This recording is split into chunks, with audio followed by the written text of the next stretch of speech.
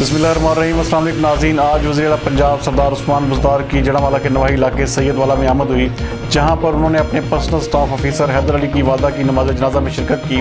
ہمارے divisional bureau chief میاں اعجاز حسن کے مطابق نماز جنازہ خطیب بادشاہی مسجد مولانا عبدالخبیر آزاد نے پڑھائی اور مرحومہ کی درجات کی بلندی کے لیے دعا بھی کی۔ اس موقع پر وزیراعلی عثمان بزدار نے حیدر علی سے والدہ کے انتقال پر گہرے دکھ اور افسوس کا اظہار بھی کیا۔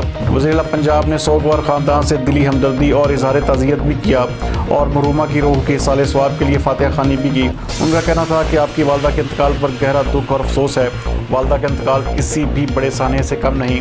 ماں جیسی عظیم ہستی کا دنیا سے اٹھ جانا رضا الہی ہے اور ماں کی نعمت کا کوئی نعم البدل نہیں۔